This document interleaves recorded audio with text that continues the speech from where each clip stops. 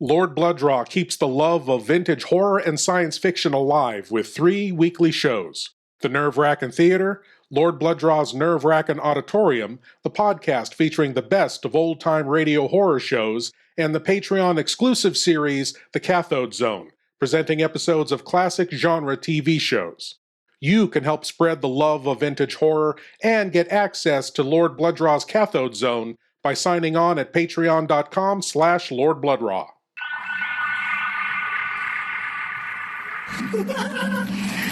I'm so excited. I'm about to watch one of my favorite horror show hosts, Lord Blood-Rah, and his nerve-wracking theater. But I have a bonus. I can watch it in 8D.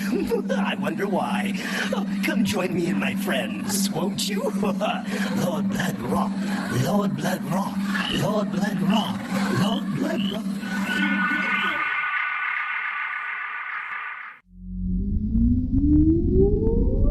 Countdown for blast off.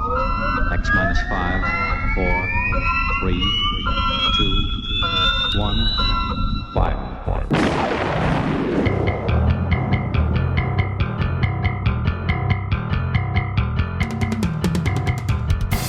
Welcome to Lord Blood-Rah's nerve-wracking theater.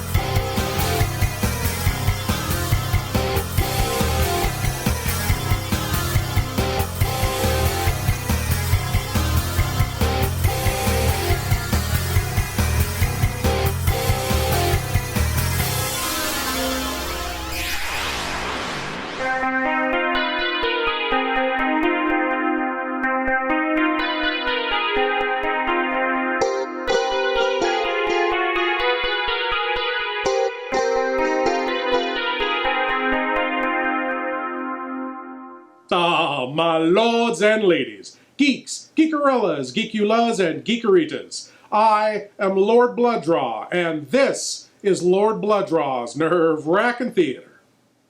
In the late 60s and early 70s, producer-director Dan Curtis was the king of TV horror. He created the popular gothic soap opera Dark Shadows, as well as very well-received TV adaptations of Dr. Jekyll and Mr. Hyde and Dracula. He is also the man behind the classic TV horror films The Night Stalker and The Norliss Tapes. And the film we're about to see tonight. Tonight, from 1974, it's the hairy whodunit Scream of the Wolf. Now, Scream of the Wolf was written by famed screenwriter and novelist Richard Matheson, whose credits are far too numerous to list here.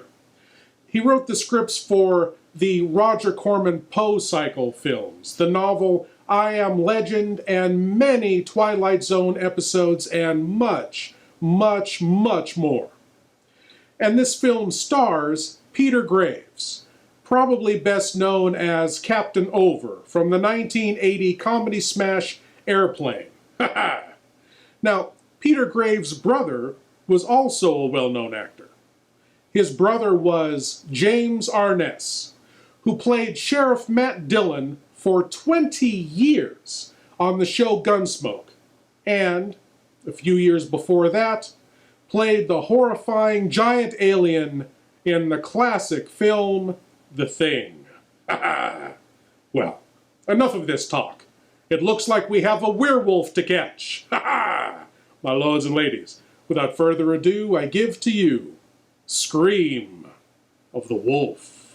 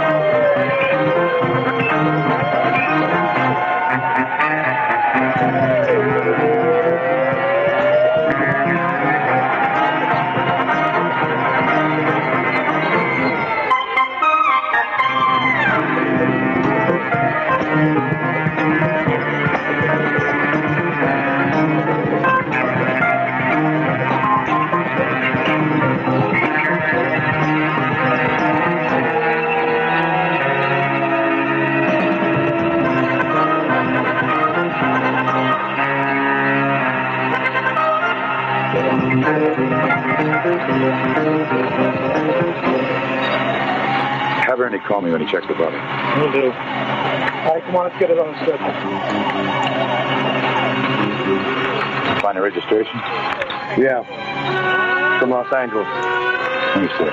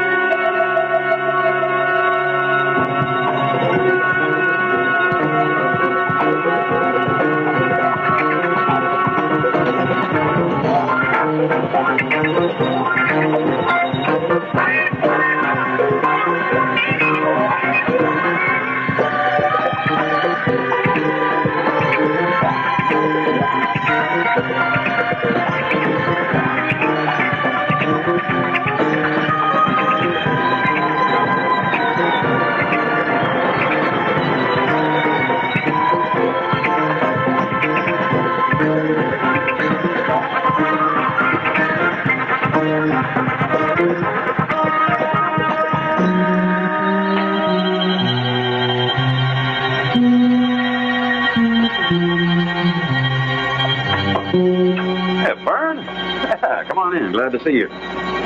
Hey, you didn't come all the way out here because of that parking ticket I got the other day, did you? Have a little coffee. It's fresh. John, there's been a murder. Who? A man called Hammond, salesman from Los Angeles. Where did it happen? Out on Vasquez Road. He must have made the wrong turn last night and ran out of gas. Yeah? Something attacked him in his car. But something? What do you mean, something? That's it. We don't know what it was. But it practically tore off the roof, broke through the windshield, and mangled his body so badly he didn't even look human.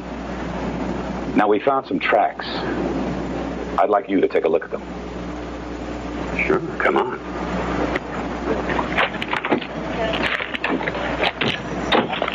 Well, the way you described the killing makes it sound like a leopard. These aren't leopard tracks, are they? No. They bear some resemblance to the tracks of a wolf. But it'd have to be enormous. Look how deep that claw mark is. Yeah? No, it can't be a wolf because even allowing for the possibility of size, the pads are different. See, that's not a wolf pad. Listen, I think we ought to get Byron in on this. Why don't you give him a call? Mr. Byron is busy. You asked him? Yeah, I asked him.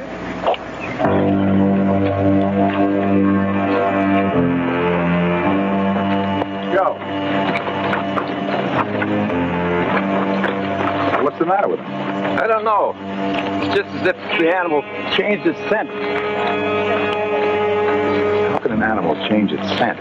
It doesn't make sense, does it? No. There isn't any water around here they could have crossed. Hey, what kind of an animal are we looking for anyway? First it nearly rips the roof off that car. Then it breaks through the windshield and tears up that guy like it did. Now its scent disappears. What did it do? Fly away? Charlie, go help with the dogs. Sorry. Well, what did it do?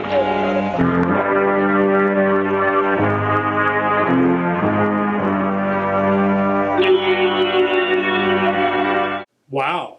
It sounds like finding that creature is going to be a mission impossible.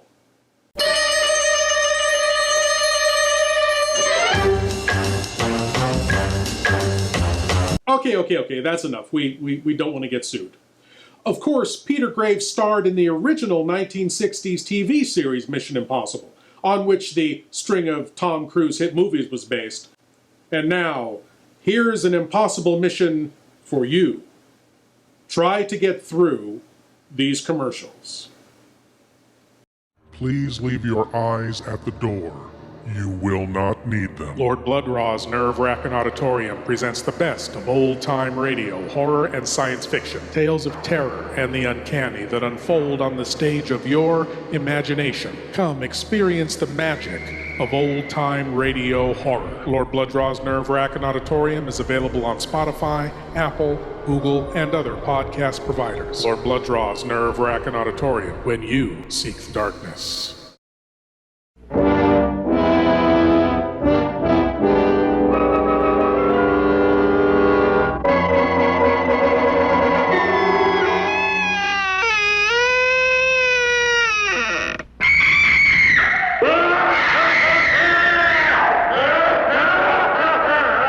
I'm Vincent Price, and you're invited to my party in the house on Haunted Hill, where so far the ghosts have murdered only 7 people. So won't you come and make it 8?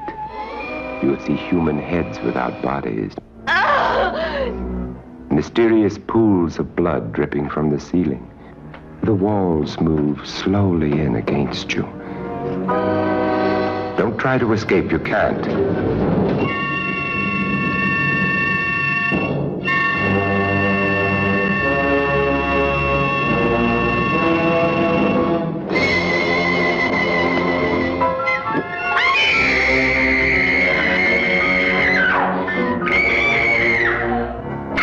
You ready, dear? No. Are you ready, dear? Yes, damn you.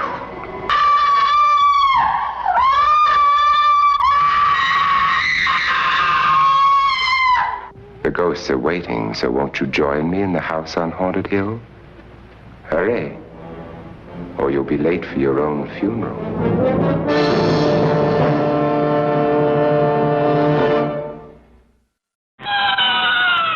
You are invited to join the Banshees, the werewolves, the vampires, the gooks, who are all coming to our Halloween convention of spooks. You'll enjoy this lively group if your blood doesn't end up in the soup. Practice your screams. Break out your shrouds. Tighten your nerves. And join the crowds at our convention of spooks.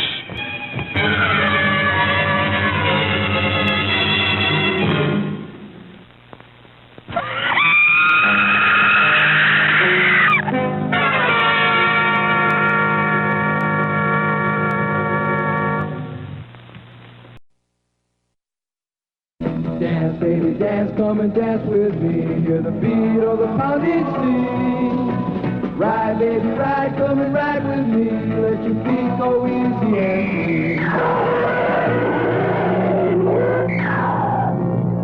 What do you make of this? Where does the other end go? It dumps into the ocean. It looks exactly like the South American Fantigua fish. I hope you can take one alive, Sheriff. I still believe that a human clawed that girl to death. The Beach Girls and the Monster, starring John Hall, Sue Casey, and the glamorous Watusi dancing girls from Hollywood's famed Whiskey A Go-Go nightclub. Music by Frank Sinatra, Jr. You got a monster in the surf. Yeah, yeah, yeah. Chicks, do you have a problem? You won't have after you meet the monster on the beach. If you see this ghoul, play it cool. Beauties in bikinis, laughing, singing, surfing, sinning. Beach party lovers making hey hey in the moonlight while the monster waits and watches. Yeah. This one will kill you.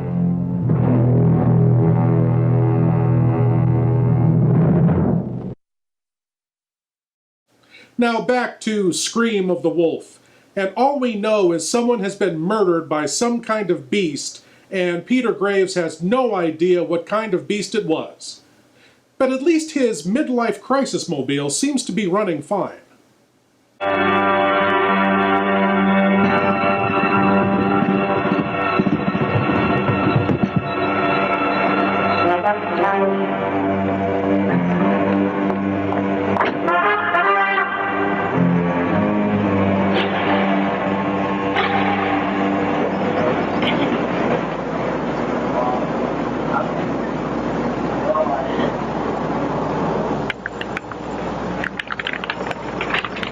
Thank you.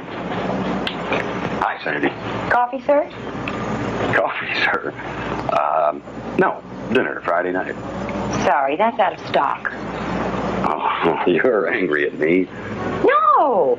I like not hearing from you for weeks at a time. Oh, come on, Sandy. You know I'm working on a book. I haven't been out of the house in 3 weeks. I didn't know that paralyzed your dialing finger. Oh, I should have phoned, and I didn't phone. However, I'm busy Friday night. I have to grind coffee beans. dinner Friday night. That has got to be more interesting than grinding coffee beans. Just a little bit. I don't know why I let you do this to me.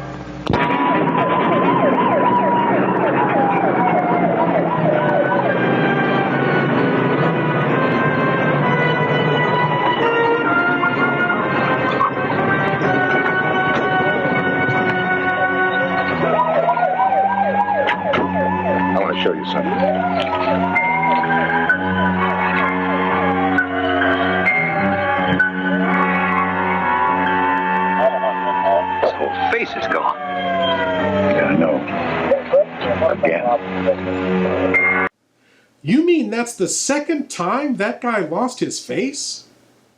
How careless. Oh, wait, you mean the other guy lost his face too? Oh, yeah. Never mind. Please, go on.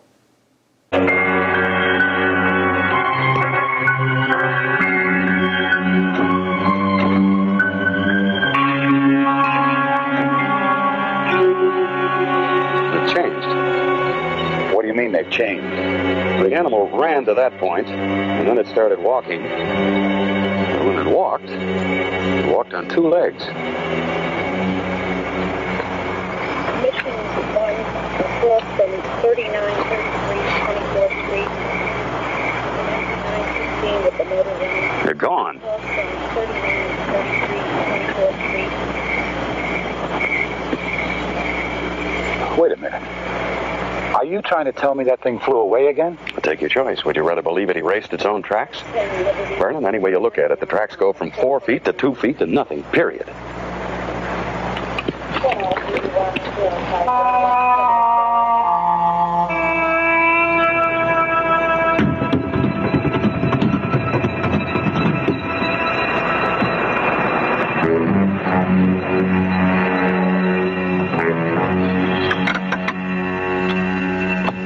I'm sorry, Vern. I haven't been much help, and I know it. You did the best you could. Nobody could have followed those tracks any better than you. I don't know. I think maybe this afternoon I'm going to take a drive out to Byron's and see if he has any suggestions. Good luck. He's not that bad. You just have to know him. Uh-huh. Well, if he tells you anything, let me know. I will. Thanks for the lift. John, you're absolutely certain you don't know what kind of an animal it was? No. But there is something else. What? When the animal was walking, its tracks were deeper than they should have been. I don't follow you. Look, when it was running on all fours, it left the track of an animal weighing 100 pounds or so. So what? When it walked upright on 2 legs, it weighed more than I do.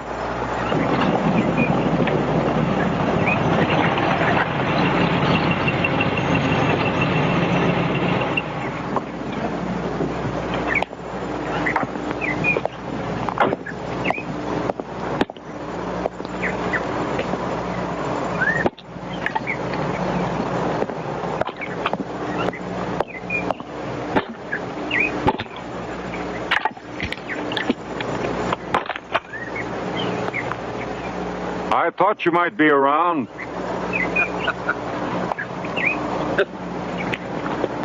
I should have known I can't sneak up on you. John, how are you? Fine, Byron. So, Bella's persuaded you to join the hunt then? How'd you know? Why else would you be here? Besides, I saw your name in the newspaper. Yeah, I'm in on it. Good. At least you haven't entirely lost your urge to action then. John, it's good to see you. Come on inside. Been a long time, Byron. What have you been doing with yourself? Well, I'm getting ready for my trip to South America. I thought you were going to Africa. South America's better. Less familiar, more demanding. I plan to cross the Mato Grosso country there. Mato Grosso? A lot of people have disappeared in there. Yes, I know. How's the hunting business? Lucrative. How's the story writing business? Still living. Is it? How about a scotch? Sure.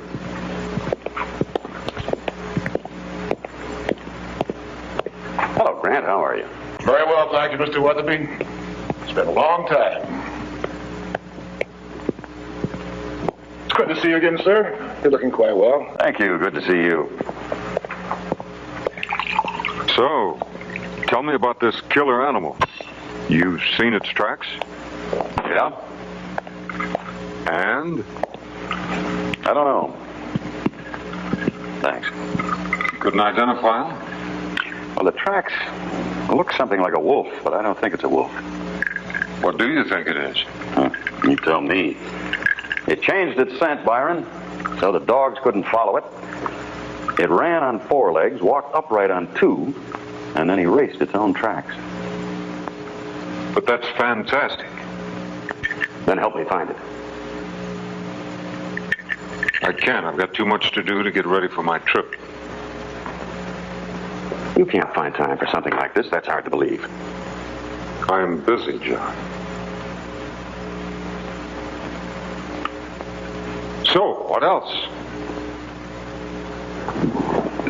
Have there been any further signs of this animal since the killing?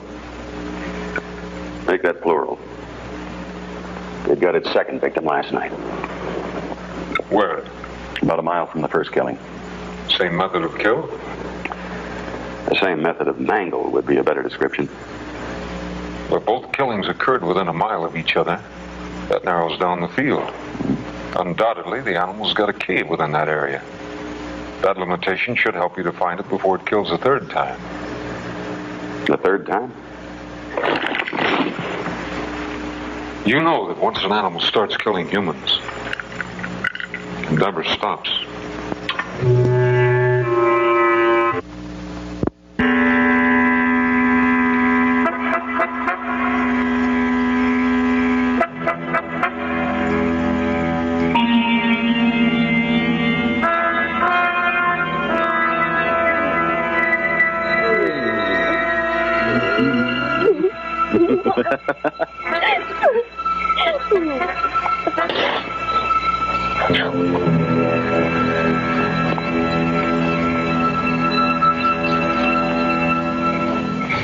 Do you see anything?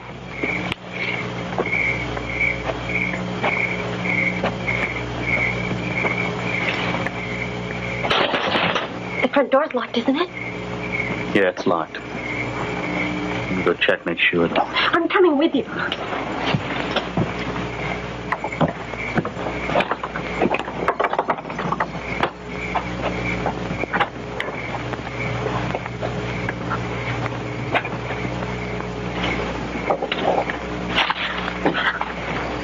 Who's out there? Better not have any funny ideas. I got a gun in here!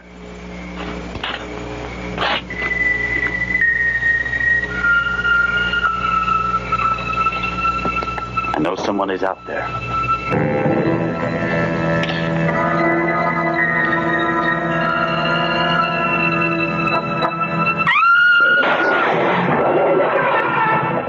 Hey, I guess he was right about the whole animal killing again thing. That guy walking down the stairs there probably isn't that familiar to horror and sci-fi fans. Well, at least not his face. That's actor Don McGowan, who played the transformed creature on land in The Creature Walks Among Us and the Frankenstein monster in the failed TV pilot Tales of Frankenstein. We've seen him in the Wrackin theater before, starring in the underappreciated science fiction film Creation of the Humanoids. We'll be right back. Like monsters? Like horror? Like sci-fi? You'll love Maniac Monster Designs. Stickers, enamel pins, patches, magnets, tees, pillows. Maniac Monster Designs for everything retro, spooky, and fun.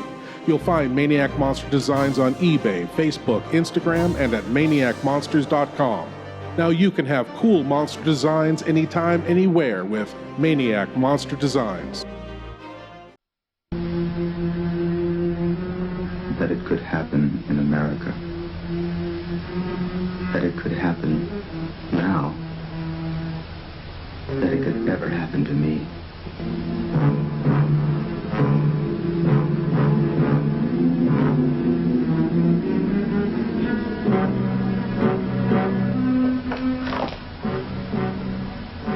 Another murder tonight. At Watergate. My apartment.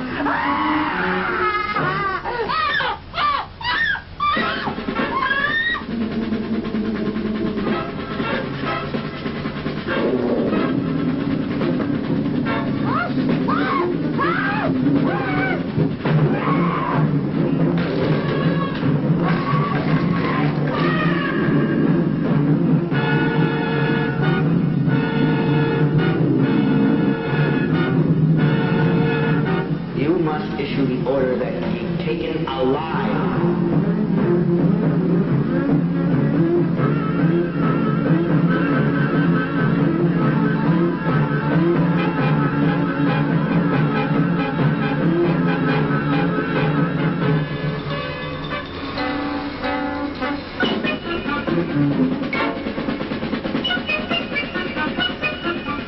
The moon hasn't risen yet. Put a guard on me.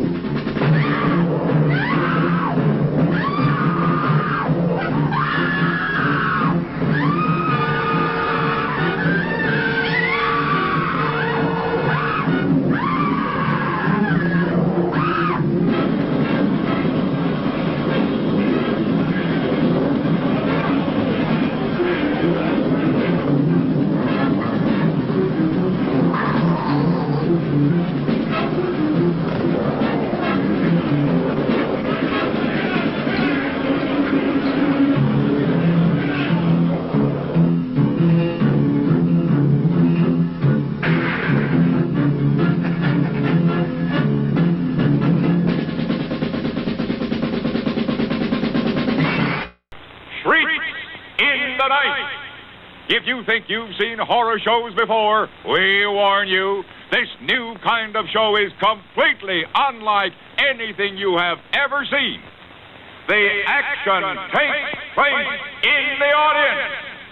You'll be surrounded by the most hideous horde of horror creatures ever to walk on the earth. You'll see, back from their graves, fiendish vampires who drink human blood, living corpses, werewolves, ghost women, 1001 nightmarish creatures. Girls, do you have the nerve to meet the Invisible Man? He puts his arms around you. You can't see him, but you feel his presence. What a new thrill. Dr. Satan hypnotizes everyone in the audience, including you. You'll see the slave maidens at the mercy of hideous beasts, human sacrifices, death on the slab. So scary, your blood will run cold. Dr. Satan has appeared in person with and startled George Goebel, Donald O'Connor, Orson Welles, Jack Bailey, Art Baker, and many others. Ed Johnson of the New York News wrote, "At long last, I have seen a horror show even scarier than advertised. A horror show strictly in a class by itself. If it's thrills you want, thrills you'll get when you see Dr. Satan's Shrieks in the Night. It's brand new. It's brand new. Positively has never been shown at this theater before. Don't miss Dr. Satan's Shrieks in the Night."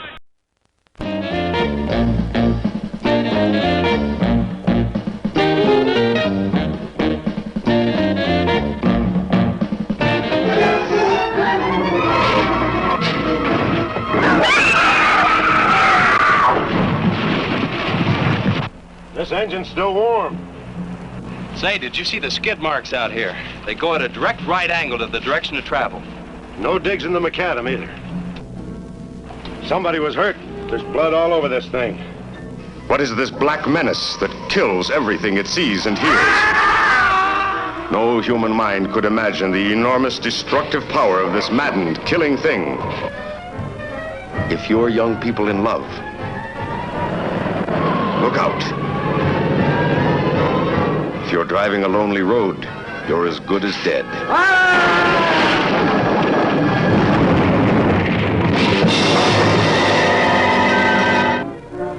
There's been a lot of livestock missing lately. That doesn't make headlines, but now it's people. Never in the history of the United States, a monster of such size and power and horrifying hatred of man.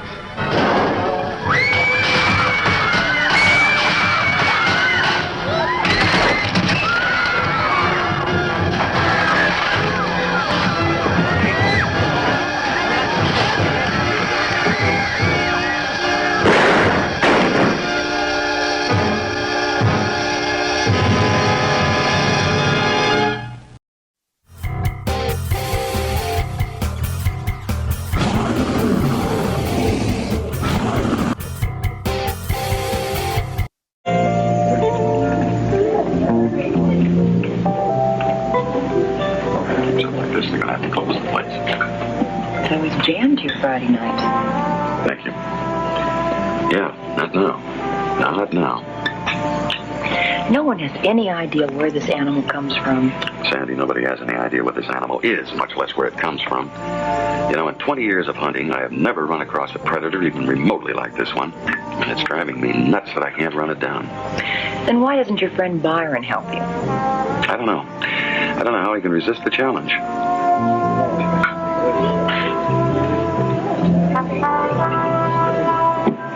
You know, I'm going to go to my grave, not understanding how the two of you could be so close for so many years. You have to understand him. He's a... Speak of the devil.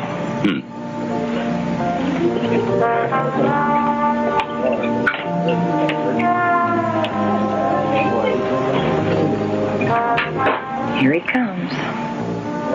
Byron. Good evening. Came into town to get some supplies. Stores are closed. Thought I'd drop in for a drink. Don't worry, I'm not going to join you. Oh, sit down. Now, come on, sit down.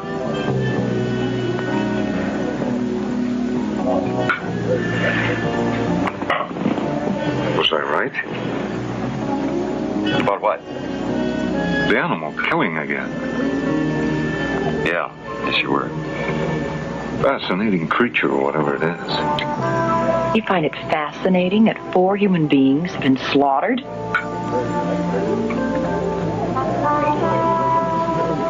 Some people are saying it was a werewolf. Did you know that? Yes, I heard that. I don't scoff. Remember that wolf we went after in Canada? How the Indians said that it wasn't a wolf at all, but a trapper turned into a wolf? Mm-hmm. Now, there was an animal. There was a man killer.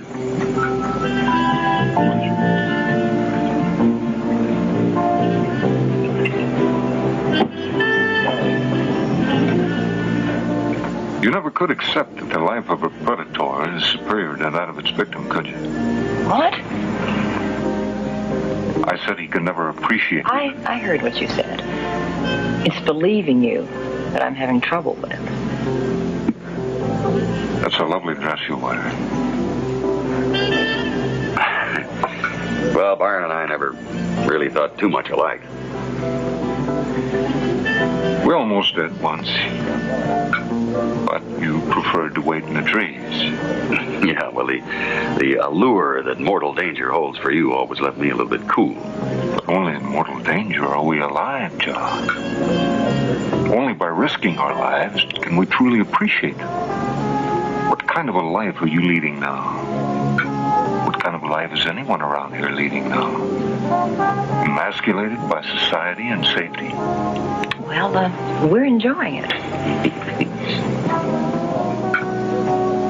I give life as well as take it. The animals I kill are never more alive than in that instant before my bullet strikes them. Come on. And I'm never more alive than in that instant when they could kill me just as easily. I couldn't help overhearing you, sir. You're a hunter, aren't you? Why do you want to know? Perhaps you could tell me what the pleasure is that full-grown and presumably intelligent men get from murdering defenseless animals. Hey, look, I think you better just... I didn't mean to intrude, of course, but tell me. Is it a sense of power? A sense of accomplishment? Or is it a regression to the past when killing animals was a way of life? Sir? I couldn't tell you that. I thought not. I thought not, sir. I could show you, though. I beg your pardon? The pleasure I get from killing.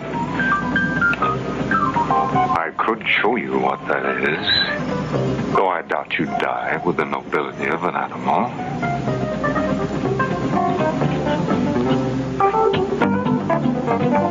Shall I show you? Shall I? Byron.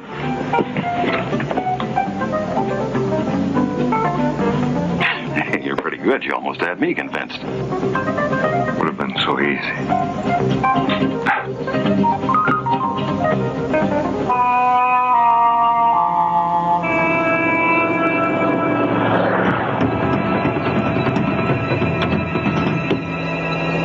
He's crazy, I'm telling you.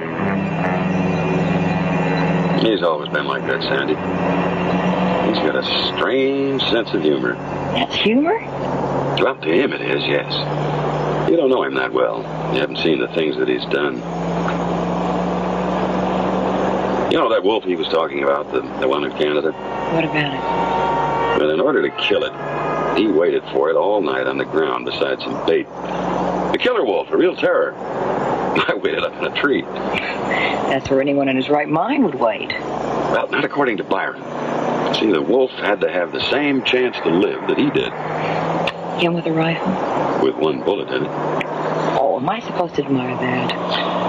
Well, not admire it, maybe, but respect it. I got badly bitten by that wolf. They were so close together I couldn't get in a shot. Byron finished it off with a hunting knife. He came very close to dying.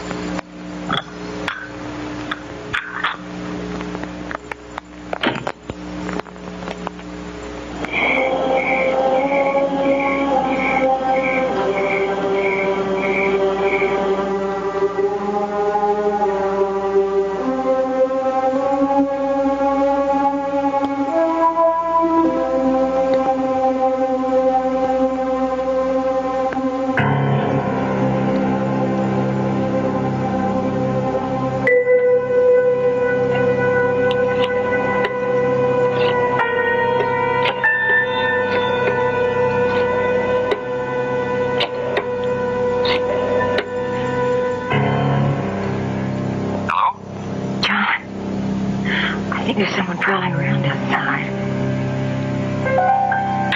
I thought I heard something when I was in the bedroom, and then I went into the kitchen, and, well, I looked out the window, and I thought I saw something. No, I'm not being silly. John, you've got to come over.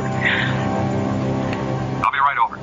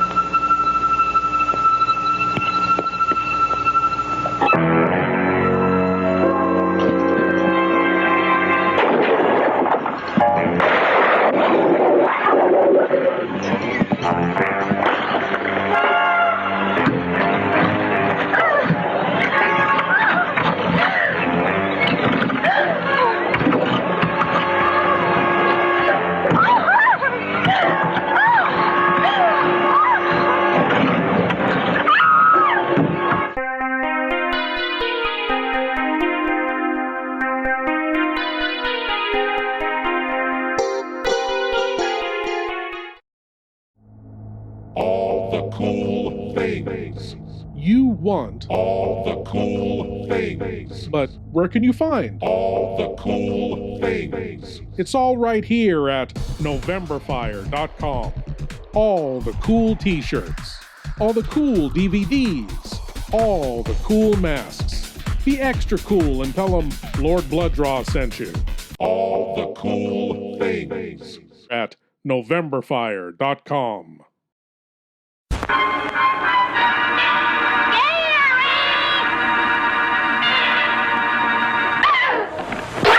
Horrors of Spider Island. 8 beautiful girls and 1 lone man struggling for survival, with death, sudden, violent, and horrible, lurking in the shadows. Horrors of Spider Island.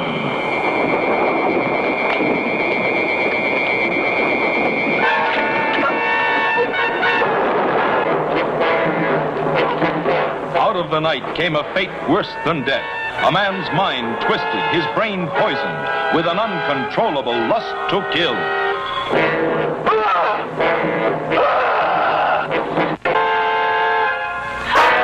Horrors of Spider Island. A tale of terror that will leave you limp. So hideous and shocking, you won't believe your eyes. His hunger for victims was never satisfied.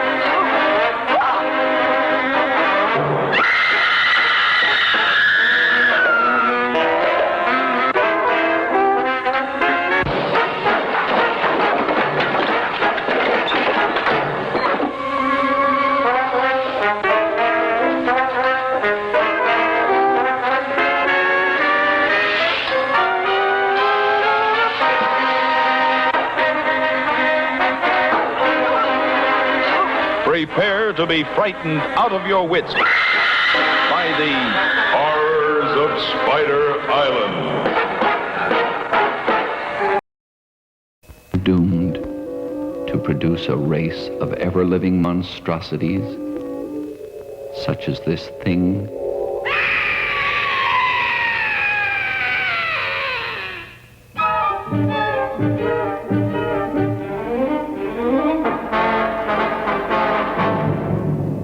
Worse, can a ruthless woman of great wealth buy this living flesh so she may live on like the vampire of legend?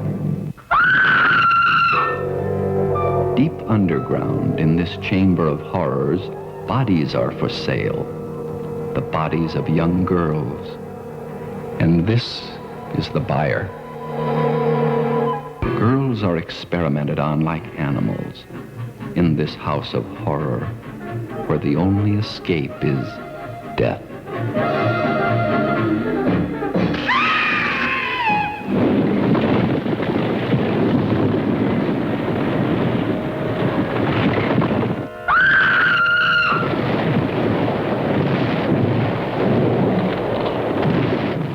Strange legends tell of vampires that crawl from graves.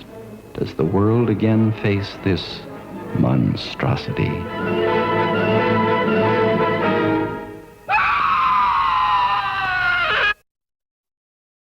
As we return to Scream of the Wolf, it looks like poor Sandy is the latest item on the creature's deadly dim sum cart.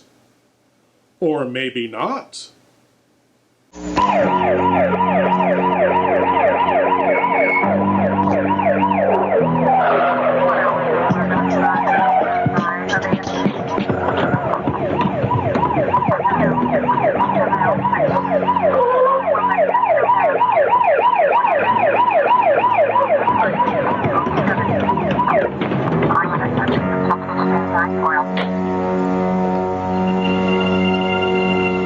Came as soon as you called, Mr. Weatherby. She's in the bedroom.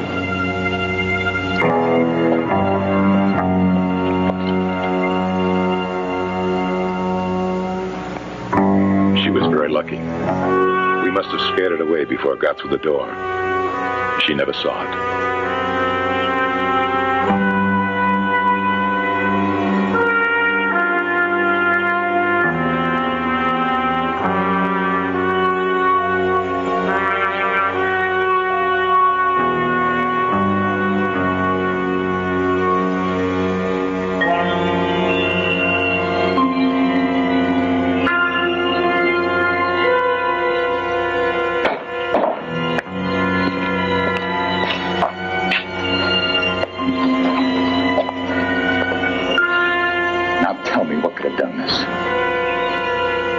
Outside.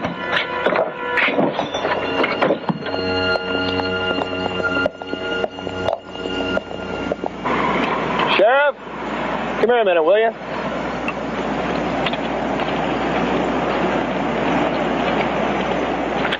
You believe it. Look where they go.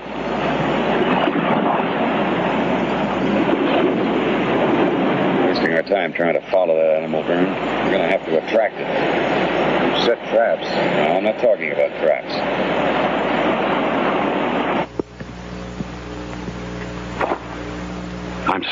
I'm sorry, Sandy. I want you to get some things together. You're going to stay at my place for a while. Okay?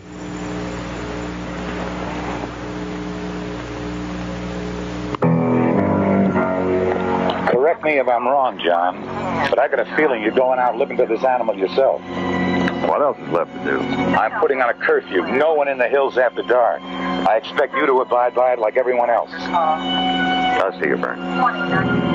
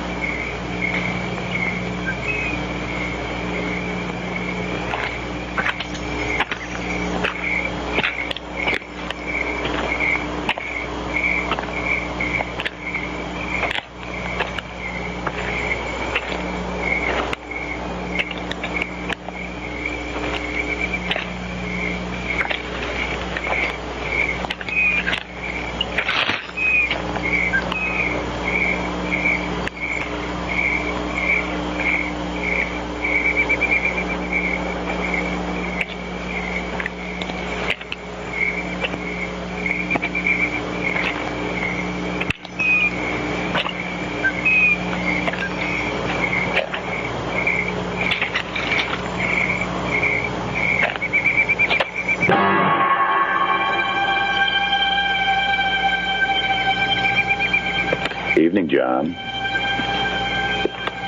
I guess you forgot about the curfew.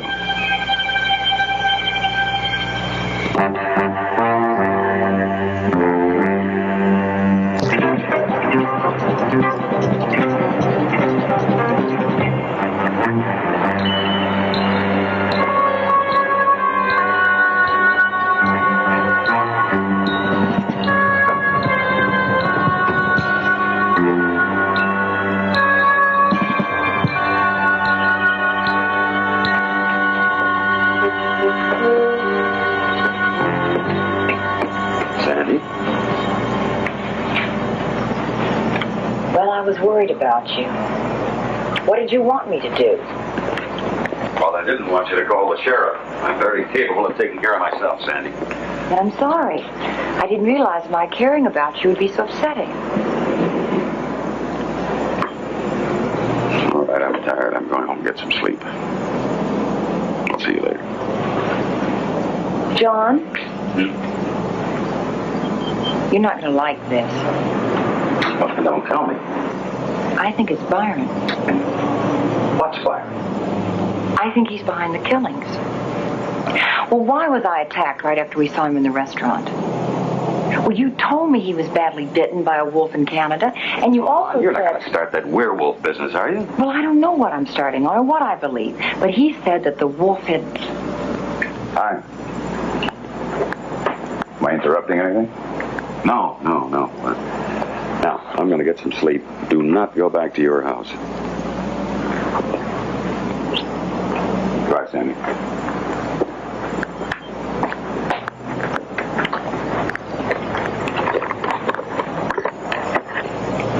What was that all about? Nothing. What was that about a werewolf? She said that she tells you everything. She's decided that Byron's a werewolf. How about that? You're not laughing, Vernon.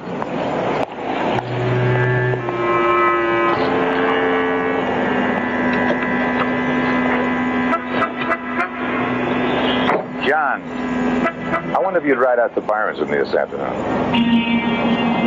What for? Just to talk to him. I'll pick you up about 2 o'clock, all right? Whatever you say, Vern.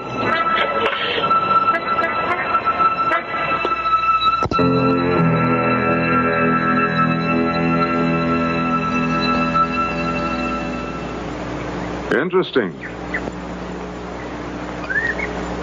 That's all you've got to say? What would you like for me to say? Well, how about you be glad to help us? It's not my concern. I don't get you. 4 of your neighbors have been violently killed in the last 10 days, and that is not your concern? Ah, you're angry. That's good. I like to see a man in anger. It's a living emotion. Living emotion? What the hell are you talking about? Are you going to help us or not? Not. Mr. Graves, do you have something to add? You ever seen a grown man naked? Well, that's hardly relevant. Please leave your eyes at the door. You will not need them. Lord Blood-Rah's Nerve-Wrackin Auditorium presents the best of old-time radio, horror, and science fiction. Tales of terror and the uncanny that unfold on the stage of your imagination. Come experience the magic of old-time radio horror. Lord Blood-Rah's Nerve-Wrackin Auditorium is available on Spotify, Apple, Google, and other podcast providers. Lord Blood-Rah's Nerve-Wrackin Auditorium, when you seek the darkness. An evil reborn from the grave of Frankenstein, bringing a macabre nightmare to a teenage world of rock and roll emotions. For the first time, a female descendant of the infamous Frankenstein, deadlier, more terrifying than ever before.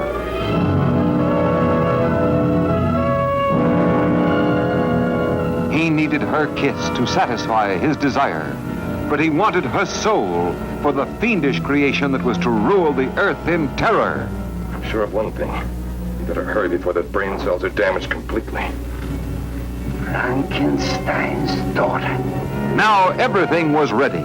Who would be his first victim? Who will feel the cold sting of death? Kill him! Call her off. Don't make me shoot. Go ahead and shoot. You can't even feel it. Kill him! Back! Get back! Kill him! For the most suspenseful and gripping moments you have ever spent, see this masterpiece of Scream a Second Terror.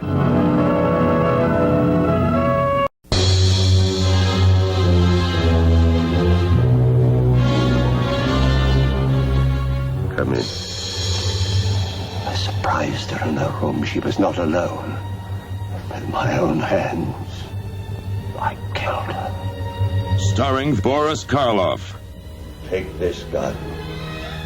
Escort this gentleman from the castle. If he resists, kill him. The Terror. His evil mystic powers go beyond man's wildest imaginings.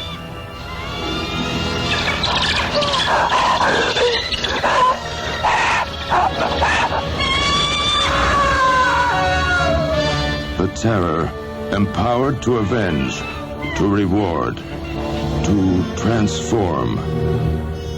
I do love you.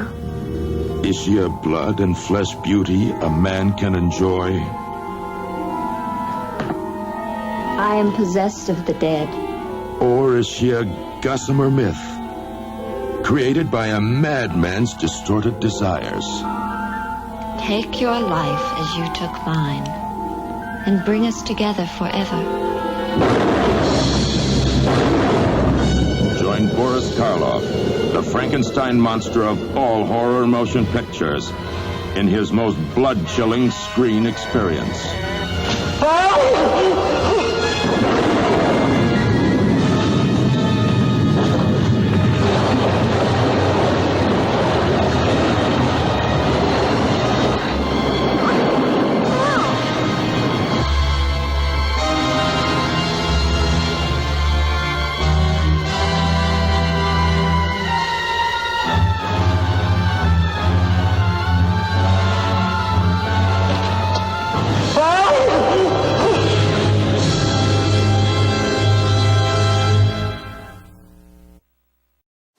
We now return to Scream of the Wolf, where the intense, disturbing, and possibly disturbed Byron has refused to help track down the supposed werewolf.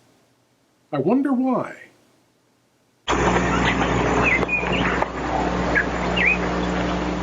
Thank you very much, Mr. Byron. That's all I wanted to know. I'll be seeing you.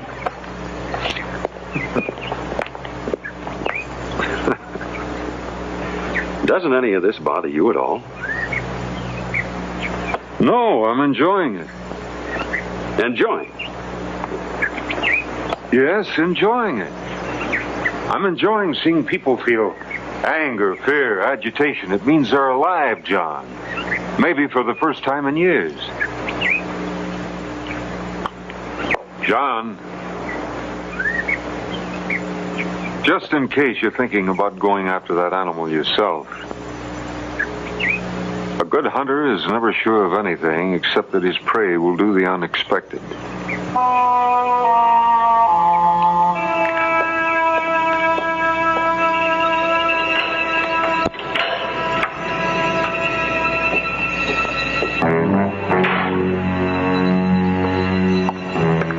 That is some friend you've got there. No, he's not my friend. I wonder if he ever was. Who's the guy that works for him?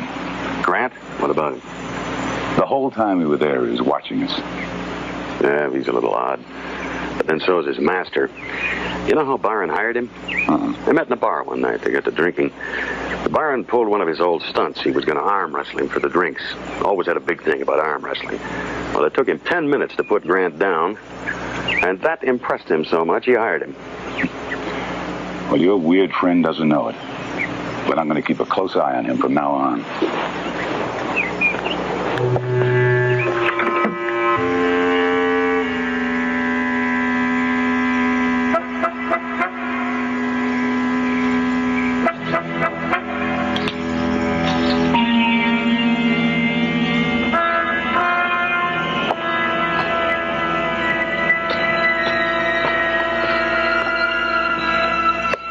Oh, what's the matter? Charlie, are you crazy sneaking up on me? Getting a little edgy in your old age, huh? That is not funny. Anything happening? No, nothing. Look, keep an eye on the place. I'll see you tomorrow. Right.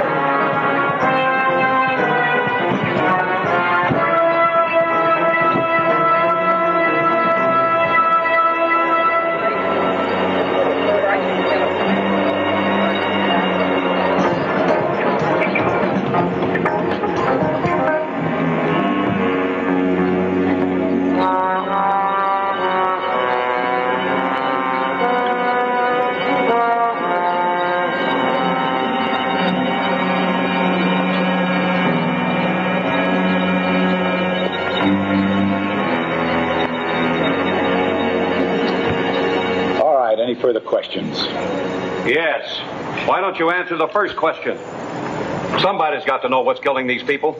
Gentlemen, you've been told what it is. An animal of some sort. An animal outmaneuvering your entire department? How big a fool do you think we are out here?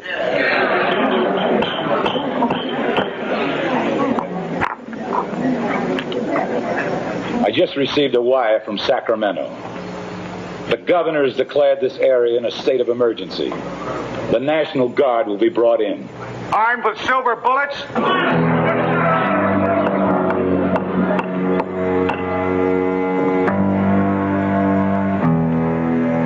Now, some of you may think this situation is very funny, but we don't. There have been 5 brutal slayings, including one of our own men. We don't find that very humorous. Now, the National Guard will commence operations within 3 days. End of report. Is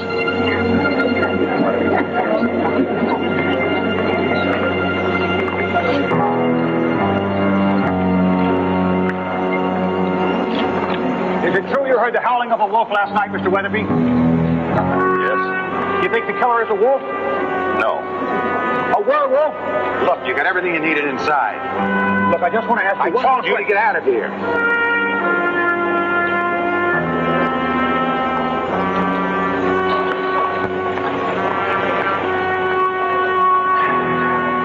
This town is really stirred up. It sure is. Well, I'm glad the governor called the guard in. Yeah? What's the matter? Don't you think there'll be any help? No, I don't.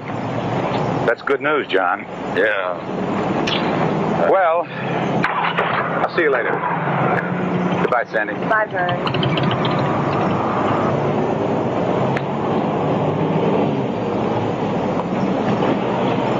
Quite a turnout.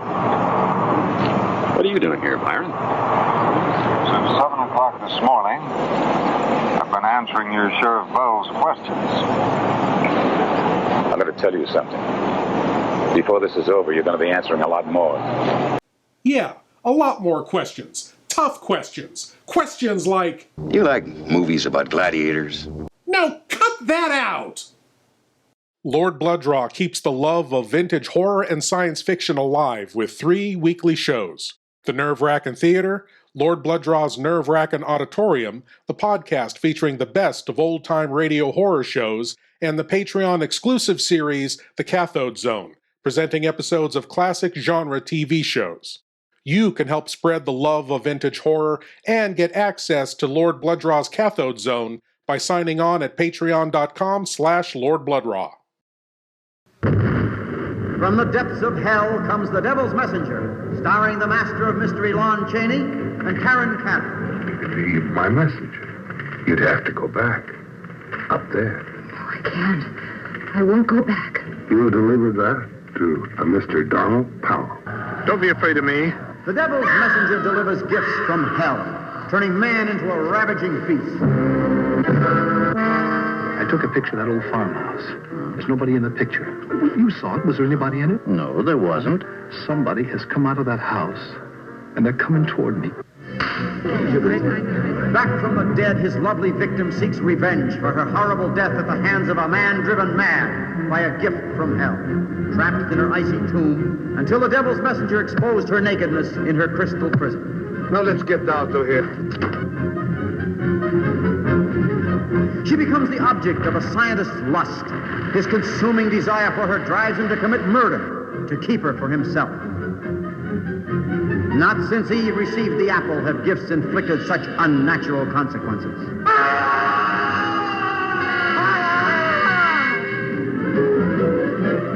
Tonight at midnight, you will be dead.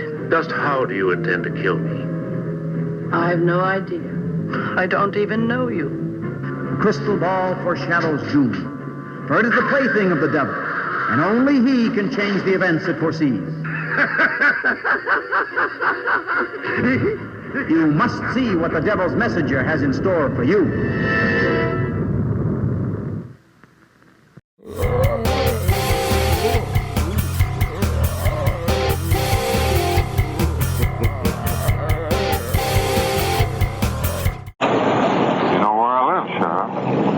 Next time, I suggest you bring a warrant. John, I've got to go back inside. Will you wait for me? Sure.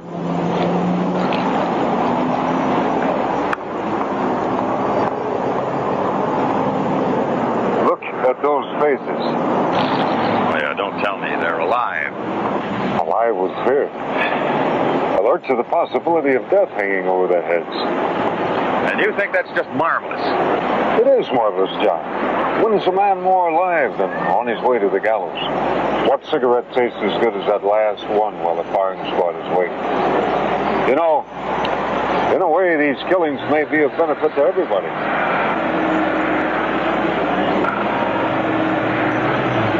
Well, good to see you again, John. Sandy. It's him? I know it's him. I almost wish it were. Can't you admit that it's even possible? What, that Byron's a werewolf? I never said that. I said... Well, what did you say? What do you want from me? A little common sense. If Byron isn't involved, and he's such a good friend, why does he keep refusing to help you? I guess there's only one way that I'm going to satisfy you.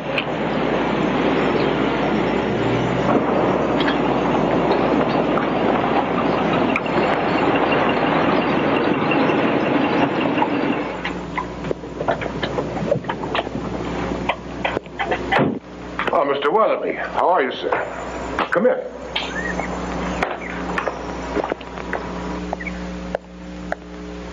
Twice in one day? To what do I owe the pleasure? It's time for you to help me find the animal, Byron. You can't tell me it's not your concern anymore.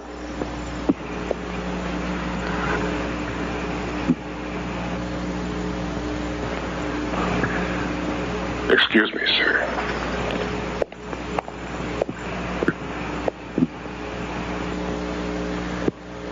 John, can't you understand why I haven't involved myself? No, I can't. Well, I guess I'll have to tell you.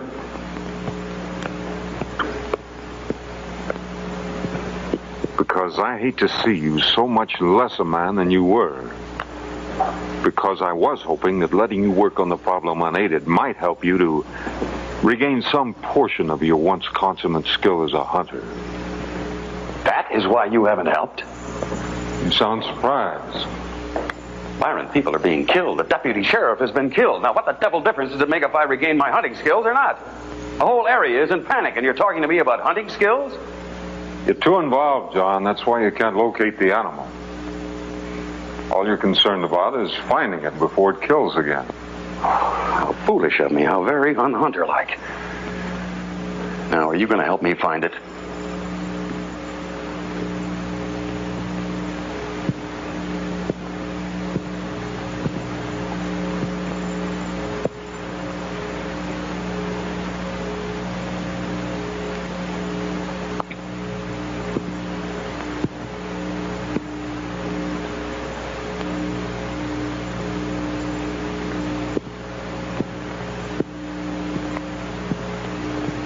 Last time we tried this, it took me 7 minutes to put your arm down. But then, of course, that was years ago. I don't understand you. Of course you do. Can you still last 7 minutes? 5 minutes. John, if you can hold my arm for 1 minute, I'll help you.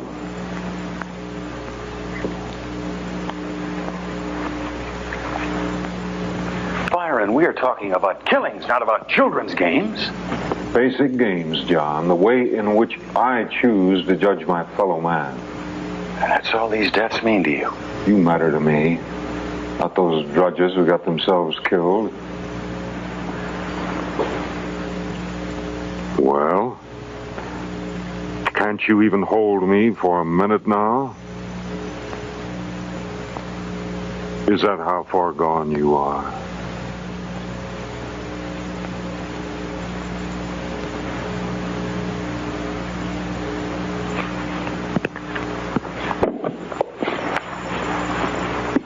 Good, John. Tell me when you're ready. Now.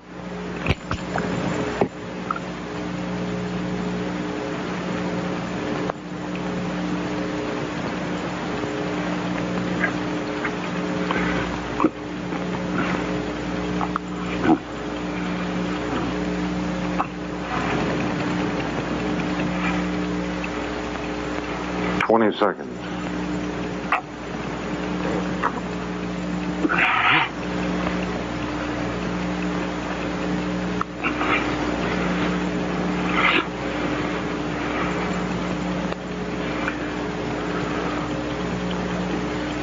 "45 seconds.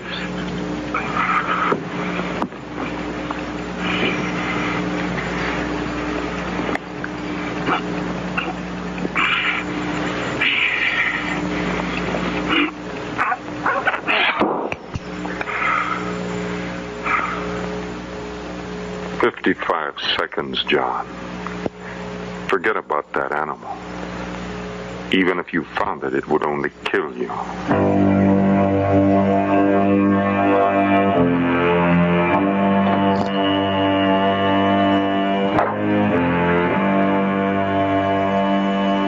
Well?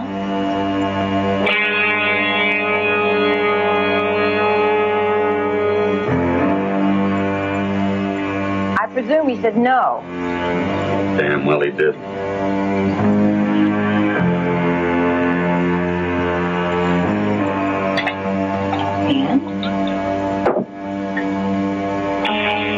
And I am going to have a drink and a nap.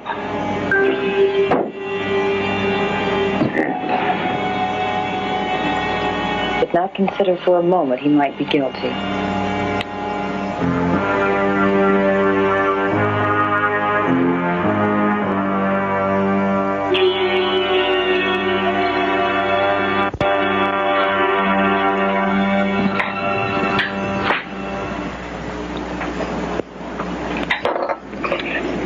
Sandy. It's time to go.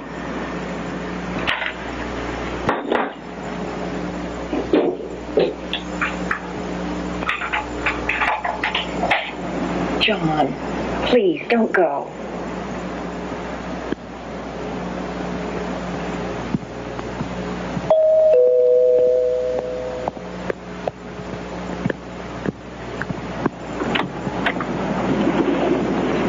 changed my mind. Thought it might be fun, like old times. Okay. John, don't go with him. What's the matter? Don't you want me to help him? Just a minute. Come here.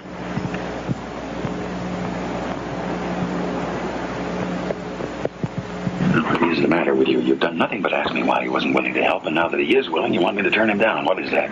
John, I'm afraid of him.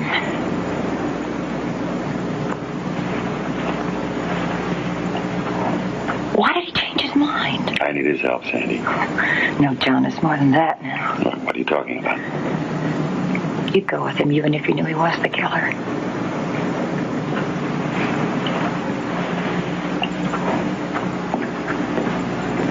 Now, don't you worry. I'm going to take real good care of him.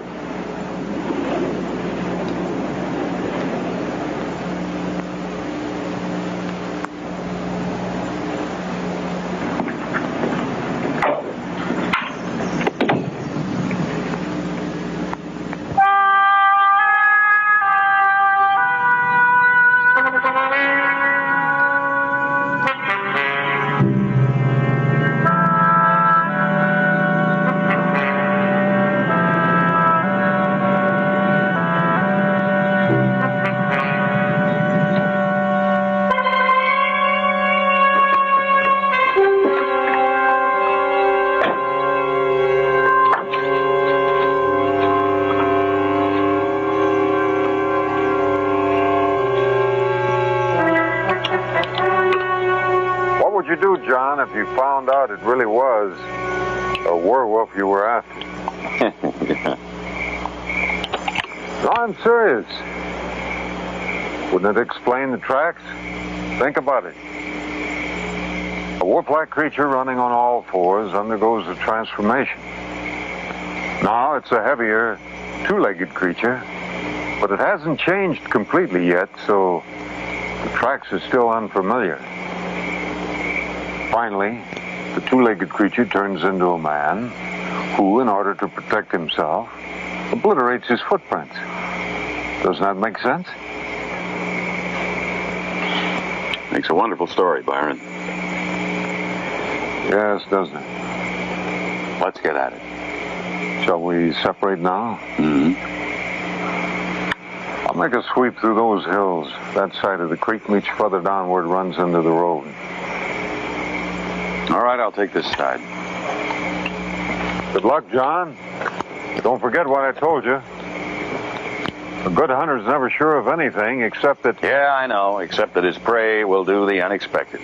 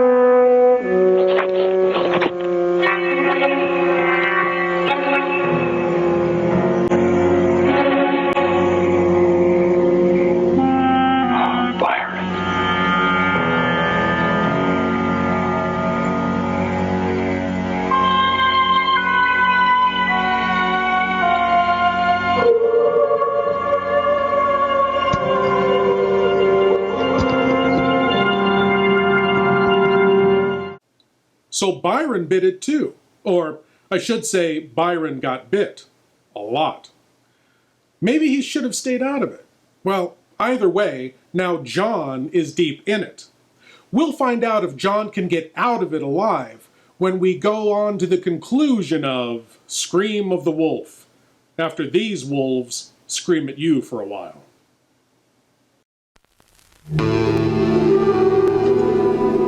For 2 million years in these subterranean caves, a creature of superhuman evil was entombed in a wall of ice, waiting to be free, waiting to live again.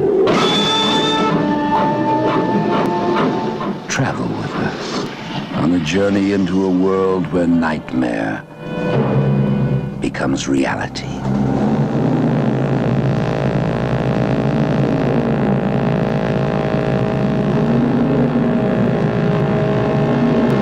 Are you telling me that an ape that lived 2 million years ago got onto that crate, killed the baggage man and put him in there? Yes, I am. It's alive. It must be.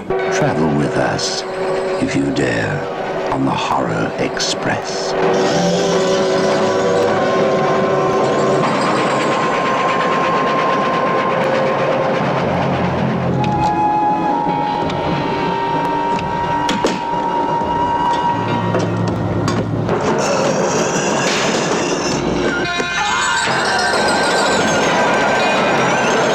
We'll search the train and find it, whatever it is, and destroy it. But if it's alive... I want this kept quiet. I don't want to panic the passengers.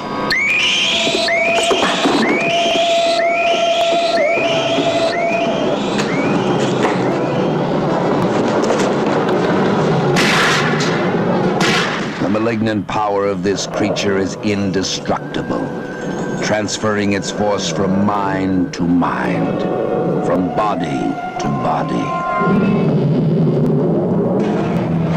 Beast is not dead. I put 4 bullets into him. You think evil can be killed with bullets? Satan lives. The animal that you shot was only the host. It's alive in someone on this train. You saw his eyes. One look at them and you're dead. Anything that moves near that door, kill it!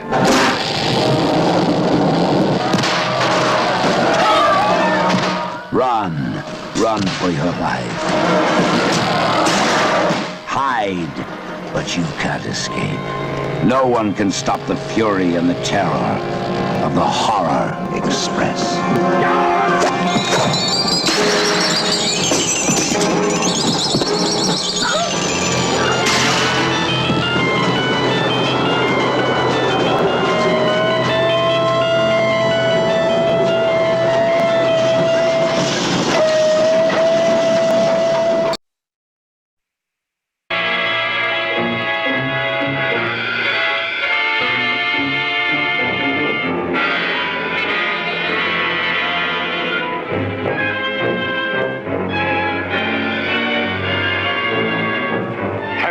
Been kissed by a woman like this? This is the story of an adventure so fantastic and horrible as to make a man of science doubt his senses.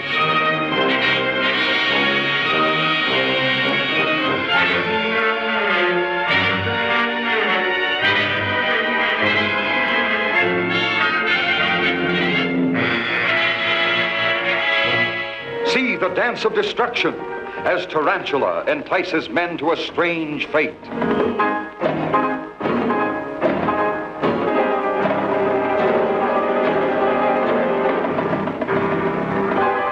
Lost women, lost because they were born without human souls. Children of abominable deviltry and twisted science, unleashed by insanity. He has human beauty and intelligence, still possesses the capacities and instincts of the giant spider. Who could have shot him? Nobody shot him. Look, these are not bullet wounds. What could have killed him? I don't know. I hope we won't have to find out. Aren't you afraid, Grant? I'm scared stiff. If you're frightened, what do you call him? I'm getting out of here. The terror of mortal man, paralyzed with fear, bereft of reason, facing the horror of the giant hexapod.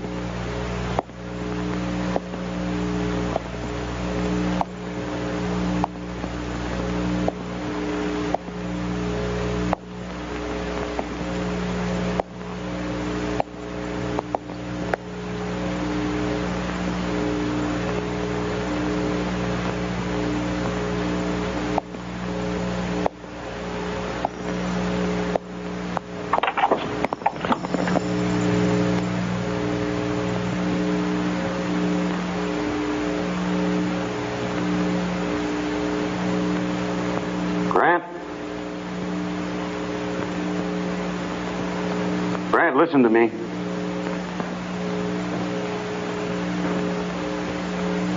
I know. I found Byron's body.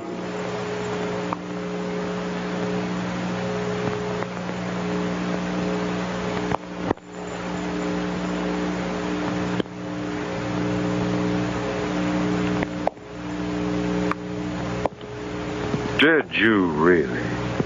Put the rifle down, John. On the table.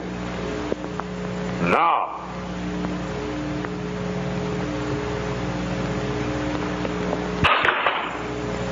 Back up, John.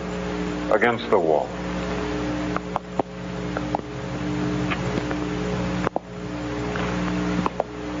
Thank you, John.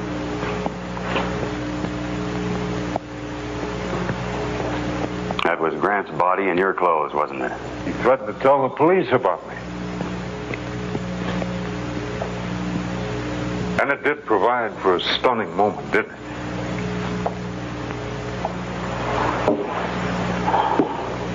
Aren't you at all curious as to how I did it? All right. How did you do it? To the basement stairs, John. Erasing the tracks was nothing, of course. The change in scent, obvious. There were two of us. The switch is on your left, John. And watch the stairs, they're rather steep. Two-legged tracks I made myself. A simple matter of borrowing claws and footpads from some of my trophies and fastening them to the bottoms of a pair of my boots. Most perplexing to you, naturally. You were correct about the four-legged tracks, though. What you didn't realize was that I'd burned and scarred them to make it more difficult. In that.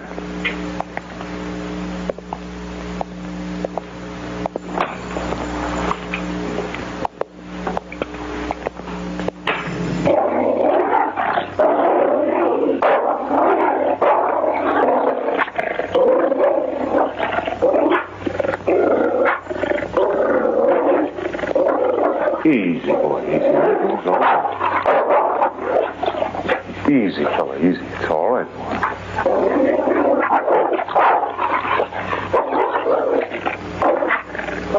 What have you done to him? Taught him how to kill another kind of prey. Plus, I gave him a little help with windshields and doors, making sure not to leave any tracks.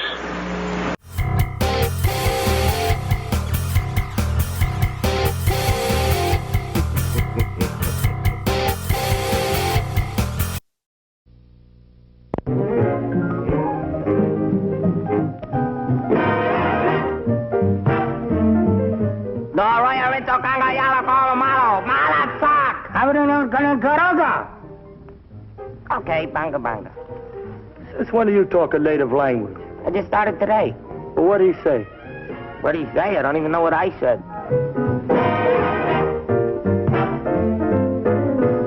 Do I need you, oh, my do I, baby? Of course I do. Duke Mitchell and Sammy Petrillo turn an island paradise into the zaniest madhouse in the seven seas. Charlita puts a gleam in Duke Mitchell's eyes. Your smile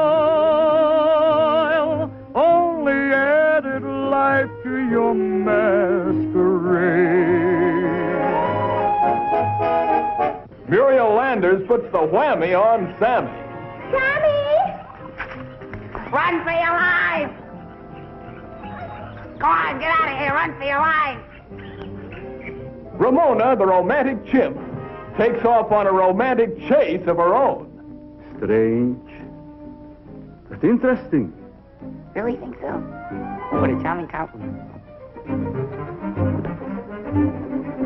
Bela Lugosi finds the perfect subject to turn a gorilla into a goof, and versa versa. Look, what are you trying to tell me? I don't understand a word. What am I, dumb or something? Don't answer that. Now look, Duke Mitchell, I'm running this game, you understand? And don't talk back. Yeah, now put it on, because we got to get out that door.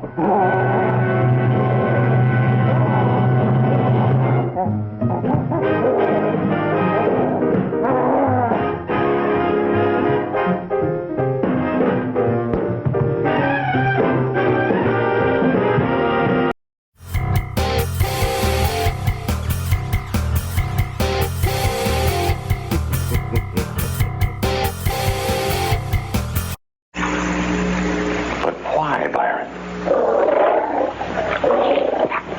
Already told you why, John.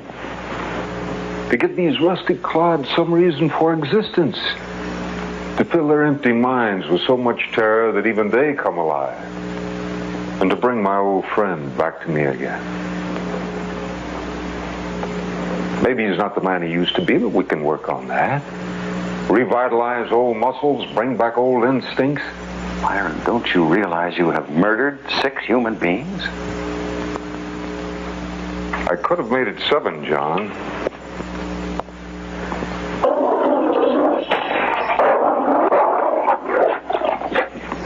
But I didn't want to kill your lady friend. I just wanted to arouse you. And now? You remember where you found that deputy's body? The clearing nearby? Yes.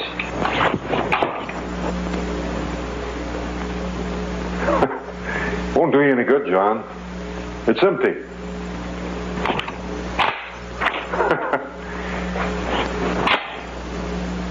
There's a shell box lying on top of a log in that clearing with 2 shells in it.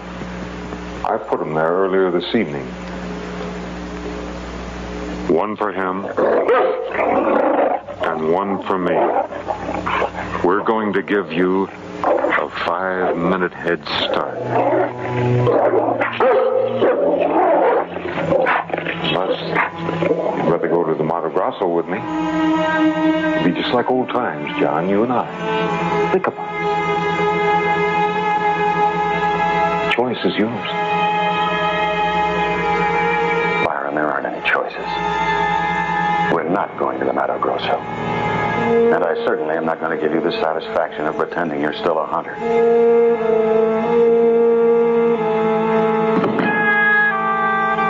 No more games, Byron.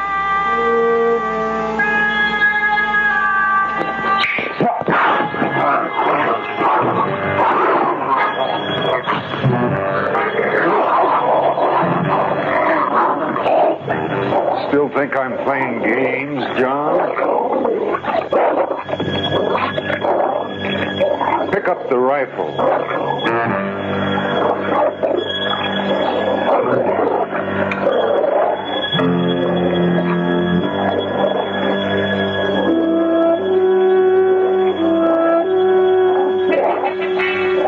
You've got 5 minutes.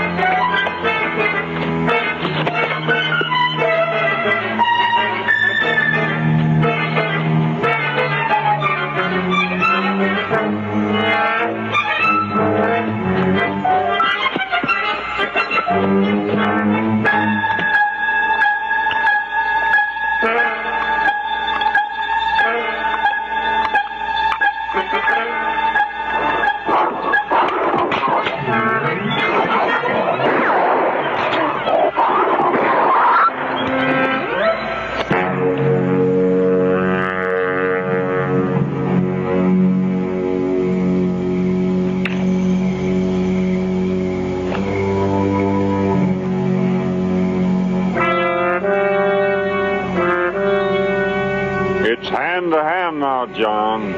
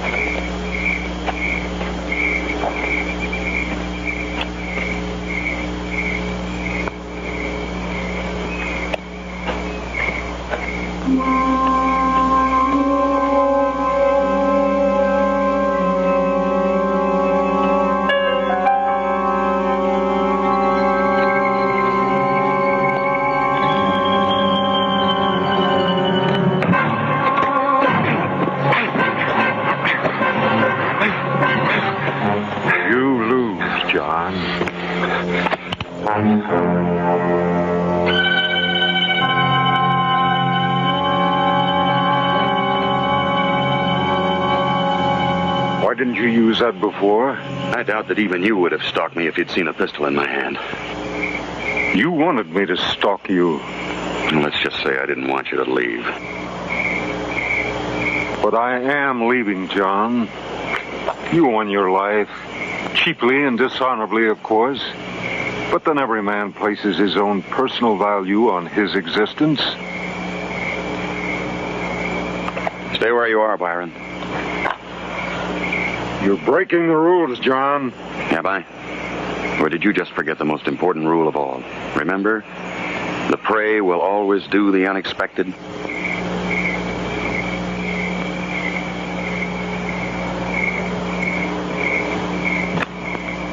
Byron. You're civilized, John. Humane. You wouldn't shoot a man in the back. I can't let you go, Byron.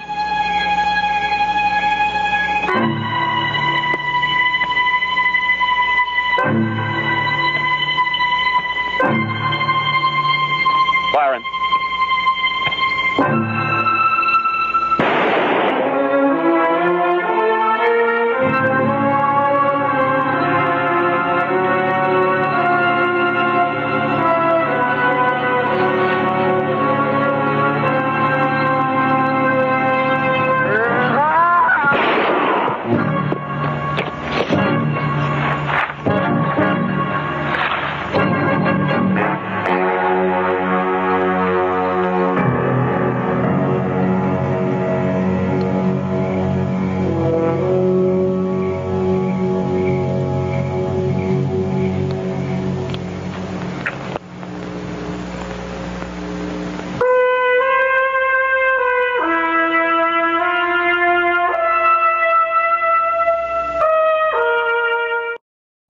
Assume the position and open your minds wide. It's time for your cranial cavity search.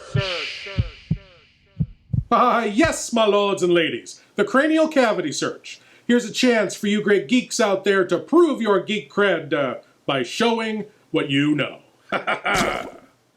And tonight's cranial cavity search question is: the demon wolf is not evil unless the man he has bitten is evil. And it feels good to be a wolf, doesn't it? From which werewolf film does that line come? A. Wolf. B. The Howling. C. I Was a Teenage Werewolf. Or D. An American Werewolf in London. The demon wolf is not evil unless the man he has bitten is evil. And it feels good to be a wolf, doesn't it? Which werewolf film was that line in? We'll find out after these sponsors try to take a bite out of your wallet.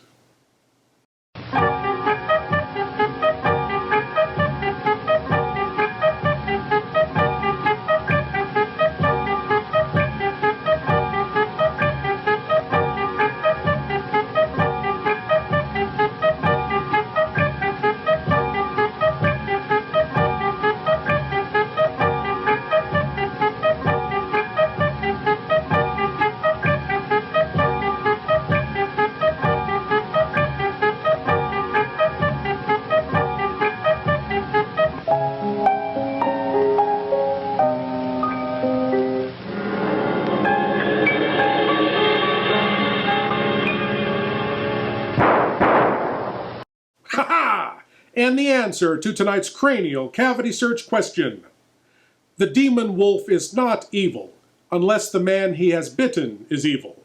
And it feels good to be a wolf, doesn't it? From which werewolf film does that line come? It was A. Wolf. Yes, Wolf, from 1994, starring Jack Nicholson and Michelle Pfeiffer. Yes, Jack Nicholson as a werewolf. He plays Will Randall, an average guy working for a publishing house who gets bit by a werewolf with the usual results. Now, this film actually has an interesting take on the werewolf genre, and if you haven't seen it, I highly recommend it. But now, because our main feature was a bit short, we present this spooky little ditty entitled No Ghosts.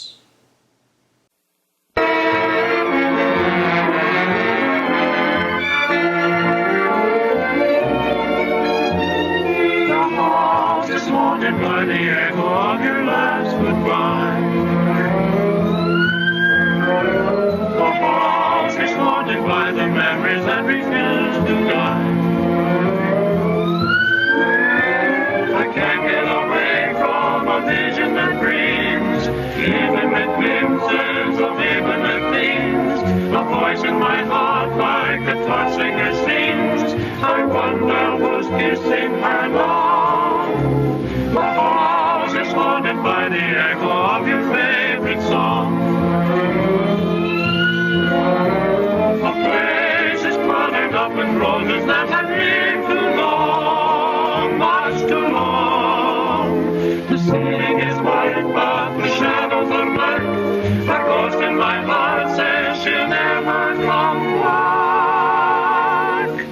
The house is haunted by the echo of your last goodbye.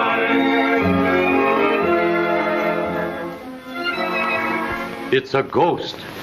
The ghost of a house that once was new. But it hasn't always been like this. Once upon a time, when the house was new, happy people lived here, and the owner was proud of his house. Not a worry in the world. This man's house was his castle. But a year or two passed, and then the trouble began. Just little things at first. A drawer that wouldn't close. A window that wouldn't open. And then greater faults. Things that took time and money. The owner could never permanently cure his house of these ailments. They grew more as time went on. Finally, he gave up.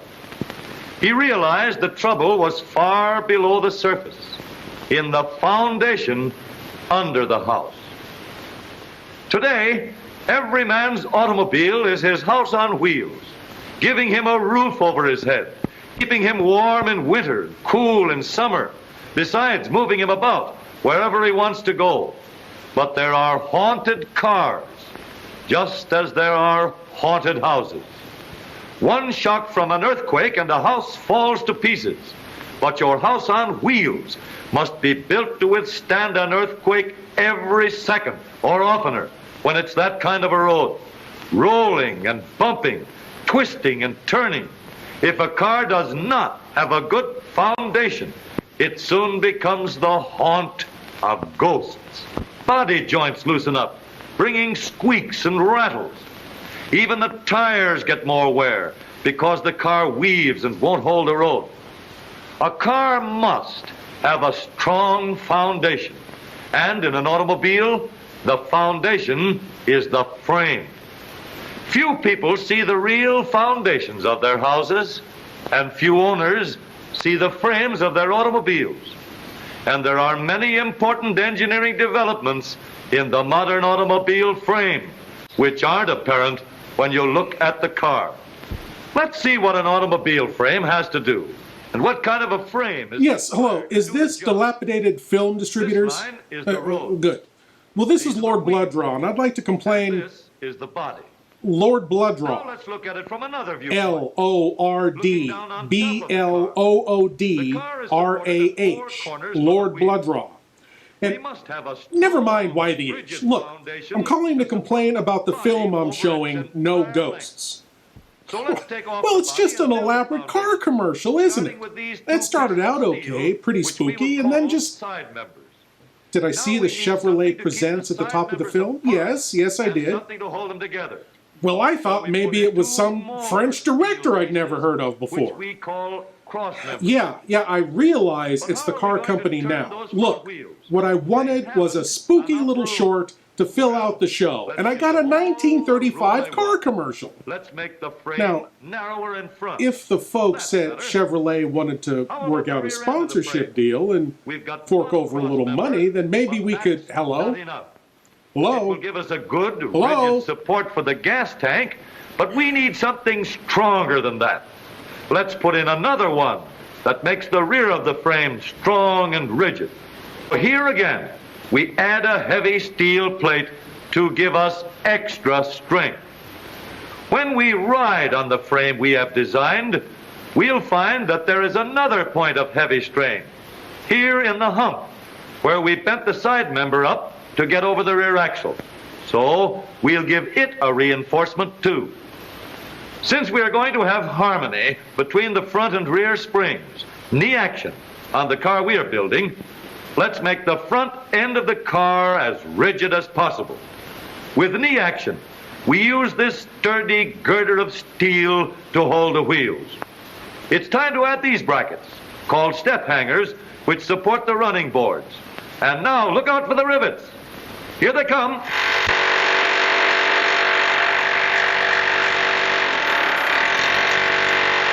"219 tough steel rivets to hold our frame together.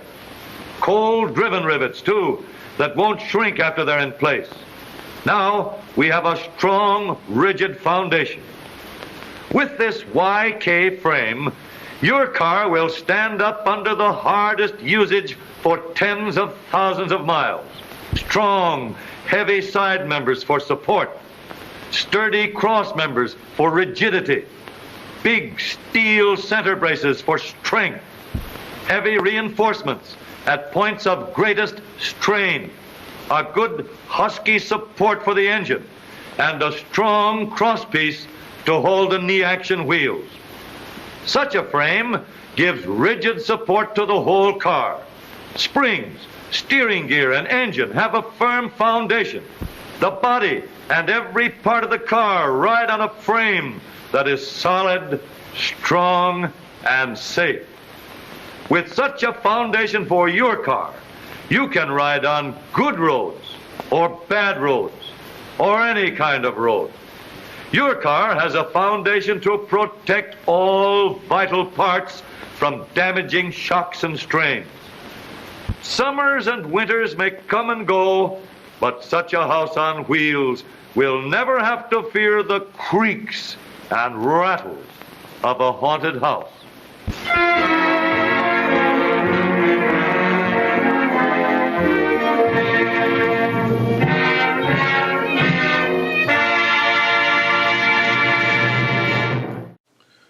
Well, that wasn't the spooky little short I wanted it to be. And we never got a real werewolf in the film either. Just an overly macho nutbag with a killer dog and a bent philosophy. Guess I'm not going to get any checks from the Chevrolet folks either. Oh well. Anyway, my lords and ladies, I want to thank you all for watching, and I want to invite you all back again next week when we'll do whatever this is all over again. Ha ha! As always, I am Lord Blood-Rah saying, geek out.